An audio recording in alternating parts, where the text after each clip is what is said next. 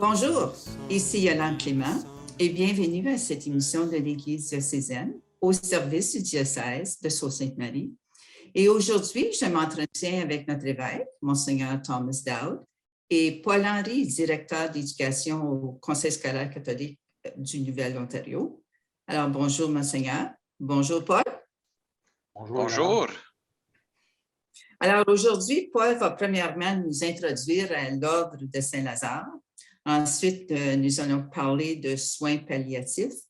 Et si on a la chance, toucher peut-être brièvement de l'aide médicale à mourir. Alors, des sujets qui peuvent être quand même délicats et difficiles, sans aucun doute, mais importants comme chrétiens et catholiques de connaître clairement la position de notre Église face à ces sujets. Alors, mais avant de commencer, Monseigneur, je vous invite à réciter la prière de Sainte Mère Teresa. Seigneur, médecin suprême qui soigne et qui guérit, je m'agenouille devant toi, car c'est de toi que viennent tout bien et tout don parfait. Tu m'as choisi pour te servir, te soulager et te soigner dans les plus pauvres, atteints et diminués dans leur corps, leur cœur et leur esprit. Va-moi prendre pleinement conscience du privilège qui est le mien d'être à ton service. Je t'en prie, donne à ma main l'habileté et la douceur aimante, à mon esprit la perspicacité, à ma bouche les mots qui apaisent, à mon regard la tendresse et la bienveillance, et à mon cœur tout l'amour que tu attends. Fais que je ne regarde pas le temps que je vais passer auprès de toi souffrant. Donne-moi de m'engager sincèrement à ton service et accorde-moi la force de prendre, pour amour de toi, une part du fardeau de mes frères souffrants.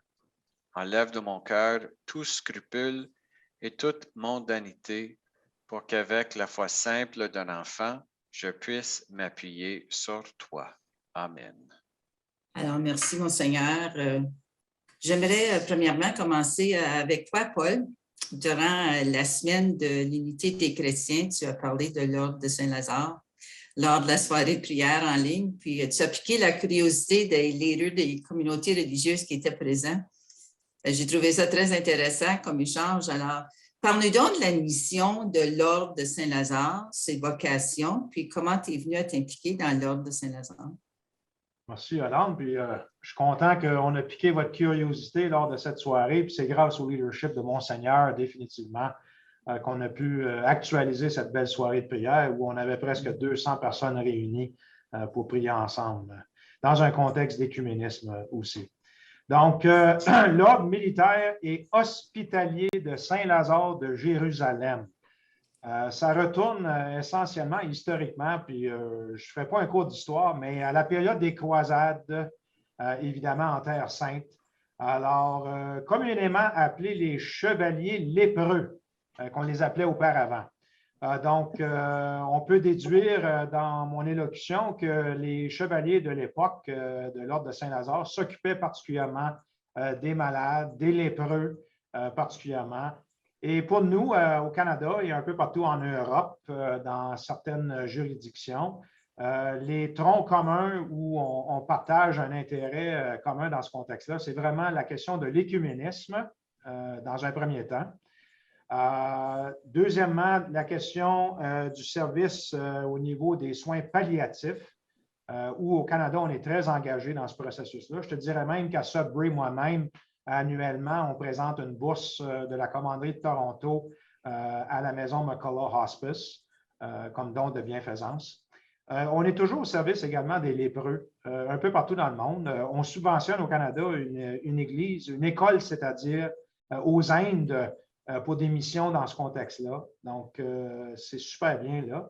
Et évidemment, l'Ordre de Saint-Lazare au Canada et un peu partout dans le monde est impliqué dans des œuvres de philanthropie à divers niveaux, mais c'est particulièrement pour les aidants naturels, la question des soins palliatifs et évidemment le soin des lépreux et l'écuménisme. Ce sont les piliers majeurs de notre ordre. Tu as parlé tantôt de mon implication. Bien, c'est intéressant parce qu'en 2009, j'ai pris ma retraite des Forces armées canadiennes de la réserve en tant que major. Puis j'avais de mes collègues qui étaient impliqués dans l'ordre à l'époque. à Toronto. Puis, quelqu'un m'a juste donné un son de cloche. Il dit, tu devrais communiquer avec telle et telle personne à la commanderie de Toronto. Puis c'est ça que j'ai fait à partir de 2009. Et j'ai été investi comme un officier dans l'ordre en 2009 à Calgary. Et depuis ce temps-là, je suis impliqué. J'ai eu l'opportunité de jouer des rôles au sein de ma commanderie de Toronto. Puis, particulièrement au niveau national, j'ai été impliqué dans 3 grands postes. Un comme éditeur de la Gazette nationale. J'ai été maréchal de l'Ordre de Saint-Lazare pour toute la question du cérémonial aussi, parce qu'il y a tous des protocoles investis dans notre ordre lorsque vient le temps des grandes cérémonies. Puis par le fait même, j'étais l'aide de camp principal au grand prieur de l'Ordre à l'époque, qui était Peter Milliken, l'ancien orateur de la Chambre des communes du Canada. Donc, c'était un honneur incroyable pour moi. Puis actuellement, la grande prieure m'a nommé comme aumônier de l'Ordre. Donc, c'est moi qui fais le pont avec les organismes charitables pour assurer qu'au sein des commanderies puis au sein du national, on puisse offrir des œuvres de bienfaisance à divers niveaux. Pourquoi je suis impliqué? J'ai toujours eu un penchant de m'impliquer dans la question des œuvres charitables, oui, mais surtout au niveau des soins palliatifs et des aidants naturels. Ça retourne loin parce que la thèse de ma maîtrise touchait le partenariat à l'époque du Collège Notre-Dame et le Centre de cancérologie à Sudbury. Donc, ça a été ma première piquée essentiellement de ce côté-là. Et voilà, me voilà impliqué dans l'ordre à ces jours. J'ai trouvé ça très intéressant. Évidemment, j'ai appris beaucoup quand je suis allée sur le site saintlazarus.ca et plein de vidéos aussi. Quand on Ordre de Saint-Lazare et Canada, des vidéos très intéressantes où on voit les cérémonies dont tu parles. Alors, Monseigneur, quand est-ce que vous avez pris connaissance vous-même de l'Ordre de Saint-Lazare? Oui, je savais que l'Ordre de Saint-Lazare existait parce que il y a une époque où j'étais président du Centre canadien d'écuménisme. J'étais chef du conseil d'administration. Puis, le conseil d'administration avait toujours un siège réservé pour un représentant de l'Ordre de Saint-Lazare parce qu'un des dons majeurs annuels qui venait pour soutenir les efforts du centre venait de l'Ordre. Comme nous venons d'entendre, l'Ordre historiquement est impliqué dans la question de l'écuménisme et donc le Centre canadien d'écuménisme a bénéficié de cette aide. Alors, et j'ai été invité à devenir membre de l'Ordre grâce à cette personne qui était la représentante de l'Ordre OCA. Et ça m'intéressait quand j'ai entendu l'histoire de l'Ordre et le sens de l'Ordre. Vous savez, les lépreux, à l'époque, c'était une maladie pas comme les autres. C'était une maladie, premièrement, inguérissable. C'est pas comme si on pouvait juste attendre puis on se guérissait soi-même tout seul. Il n'y avait pas de remède non plus. C'était une maladie qui provoquait beaucoup de peur, qui prenait son temps pour affecter la personne et qui, avec tous les effets sur le corps, ça nuirait pas juste à la santé, mais à toutes les relations sociales. La capacité de rester, par exemple, en lien avec la famille. Et donc, l'idée d'une maladie qui touche la personne complètement dans tous ses aspects. À l'époque, il y a des gens qui pensaient que le lèpre était aussi une maladie qui était transmissible par le péché. Imagine ça, il y avait une dimension spirituelle liée à ça. Donc, ça touchait le corps, ça touchait les relations, ça touchait même l'esprit, la dimension spirituelle. C'était toute la personne qui était concernée. Et quand on voit les soins palliatifs, c'est une forme de soins qui ne sont pas uniquement médicales, mais qui touchent la personne dans tous ses éléments. Encore une fois, ça touche le corps, par exemple, pour éviter des douleurs, etc. Mais ça touche aussi comment aider la personne à vivre et à mourir avec cette dignité. Et la dimension spirituelle est très importante dans les soins palliatifs. Donc, il y a une continuité. Ça a commencé par les lépreux. Aujourd'hui, ce n'est pas les lépreux en soi, mais il y a une continuité dans la mission que j'ai toujours trouvée très intéressante. Et l'autre aspect, l'écuménisme, ce n'est pas juste un ajout. C'est que quand les gens, les lépreux par exemple, souffraient, ils étaient coupés de toute la relation humaine ordinaire. Quelles étaient les relations qu'ils avaient? C'était avec d'autres lépreux. Donc, dans un hôpital pour des lépreux, il y avait des chrétiens, des musulmans, des juifs, des gens de toutes les origines, et ils avaient ça en commun. Alors, la souffrance faisait qu'il y avait une unité nécessaire, et donc l'idée de promouvoir l'unité afin, bien sûr, de soigner les autres, d'être en mesure de mieux soigner, mais aussi cette idée qu'il y a une humanité commune qu'il faut reconnaître et qu'on travaille ensemble pour ça.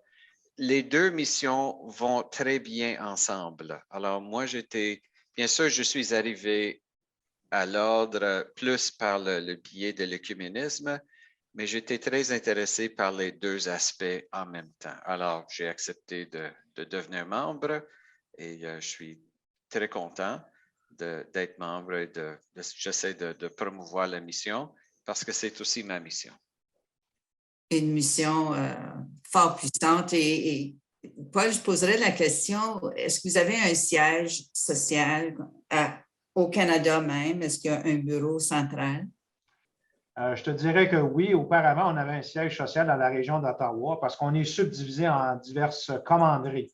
Par exemple, on a une commanderie dans l'Acadie, on a une commanderie à Québec, une à Montréal, une à Ottawa, Toronto, Manitoba, l'Alberta, la Colombie-Britannique et l'Arctique également. Mais présentement, le siège social, techniquement, il n'y en a plus à Ottawa parce que les bénévoles travaillent de chez eux de façon virtuelle ou en présentiel.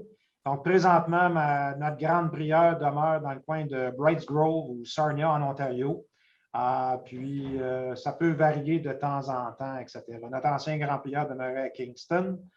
Mais la communication aujourd'hui, comme tu le sais, est très facile de façon virtuelle, téléphonique ou quoi. Donc, oui, ça fonctionne. Puis je vais te dire, comme à chaque année, on a un rassemblement annuel. Évidemment, la pandémie a empêché ça dans les dernières années, mais Monseigneur et moi s'alignons pour se rendre à Niagara Falls quelque temps au mois de mai pour le prochain chapitre général, où on aura la chance de féliciter les nouveaux postulants, les gens méritants de différents honneurs. Ça va être un rassemblement chrétien, je te dirais, du mercredi au dimanche de cette semaine-là. Donc, on a bien hâte à cet épisode-là. Donc, pour toute fin pratique, je pense pour des fins comptables, oui, il y a un siège techniquement à Ottawa, mais je te dirais que les tâches sont réparties un peu à travers du Conseil des gouverneurs, puis de l'exécutif de l'Ordre de Saint-Lazare-Même. C'est intéressant de savoir que c'est tellement actif au niveau du Canada. Alors, merci beaucoup pour te poser la question au niveau de rassemblement. Tu l'as répondu. Alors, Monseigneur, allons aux soins palliatifs.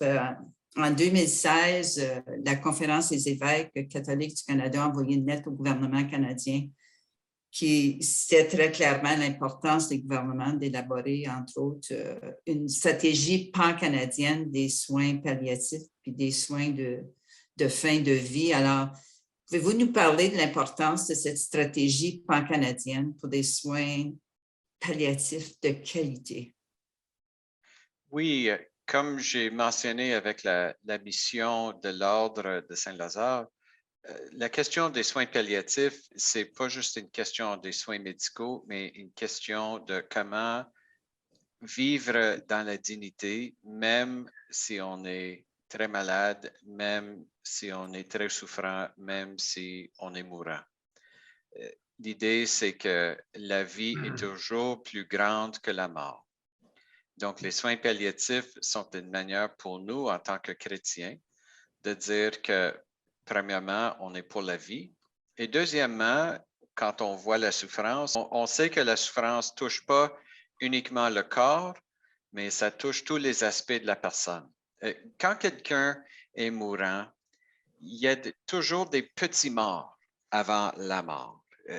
Perte de dignité, perte de lien. Parfois, quelqu'un est diagnostiqué et commence à perdre ses amis. Il y a des tensions qui peuvent arriver. Donc, le soin qui doit être offert est complet. Et voilà pourquoi le mode traditionnel, parfois, de faire la médecine n'est pas suffisant. Un médecin dans un hôpital est là pour aider les gens à guérir. Et quand quelqu'un est aux soins palliatifs, c'est pas ça qui est le résultat final. Alors, ça prend toute une autre mentalité, ça prend une autre approche, ça prend quelqu'un qui a une formation différente, qui est capable d'accompagner, pas juste arriver pour donner une injection ou quoi que ce soit et partir 30 secondes après. Il y a tout un processus, c'est des soins, je dirais, très humains. Et donc, avec une équipe multidisciplinaire et aussi en partenariat avec la famille. De plus en plus, les gens veulent, par exemple, passer leur dernier jour à la maison. Donc, il faut voir quel est le contexte le plus réaliste et qui répond le plus aux besoins de chaque personne. Voilà pourquoi une stratégie est importante, parce que on parle d'une transformation d'un élément important de notre manière de faire la médecine au Canada. Par exemple, la question de la souffrance. Ça prend des spécialistes pour comprendre c'est quoi la douleur et comment le soulager. Si on n'a pas ces spécialistes-là, on peut malheureusement laisser quelqu'un dans une souffrance totalement inutile et aussi évitable. Par ailleurs, si on donne trop, par exemple, trop de morphine ou quoi que ce soit, ça peut affecter la personne dans un autre sens. Alors, c'est un art pour aider les gens à vivre, et je parle de la souffrance physique. Donc, lors de Saint-Lazare à Montréal, on avait un programme pour des infirmières pour prendre des cours en soins palliatifs, effectivement pour aider à détecter les signes de la souffrance et comment vraiment apprendre cet art du point de vue médical à aider les personnes avec la douleur. Lors de Saint-Lazare, avait aussi un programme, on a publié un livre, un guide pour les aidants naturels. Donc, l'idée, c'est, bon, une famille, on se trouve avec notre proche à la maison, mourant, peut-être souffrant, on est là, on veut aider, mais les gens habituellement n'ont pas la formation. Puis, est-ce qu'on peut les aider à voir à quoi s'attendre et quelles sont les ressources qui existent, etc. Et même leurs ressources intérieures, des choses qui habitent leur esprit, qui peuvent apporter qu'un inconnu ne peut pas apporter. Donc, cet autre aspect, un petit élément de formation, mais parfois ce sont des petites choses qui peuvent faire des gros changements, avoir une grande importance. Et l'importance de ces petites choses, tellement bien dit, Monseigneur. Alors, Paul, comment est-ce que l'Ordre, peux-tu nous parler davantage du rôle d'accompagnateur joue l'Ordre de Saint-Lazare face aux soins palliatifs? Alors, Yolande, c'est intéressant qu'est-ce que Monseigneur a abordé antérieurement parce que justement, je m'adonne à avoir nos volets avec nous aujourd'hui. Alors, le guide des proches aidants naturels que Monseigneur faisait allusion tantôt, en anglais, on appelle ça a Caregiver's Guide, OK? A Handbook about End-of-Life Care, en français, un manuel sur les soins de fin de vie. C'est une collaboration entre l'Ordre de Saint-Lazare au Canada ainsi que l'Association canadienne des soins palliatifs. Donc, on a un très beau partenariat. Les volets, comme vous avez vu, sont produits dans les 2 langues officielles, mais on a des volets également produits dans les langues autochtones aussi. Puis, présentement, on est en train de travailler sur un projet Sans aller trop dans le détail, parce que ça va faire partie quand même d'une demande de financement auprès du Canada et un organisme vis-à-vis la question d'aider supplémentairement sur nos Premières Nations métiers inuits par l'entremise d'un projet pilote sur une réserve autochtone à quelque part au Canada.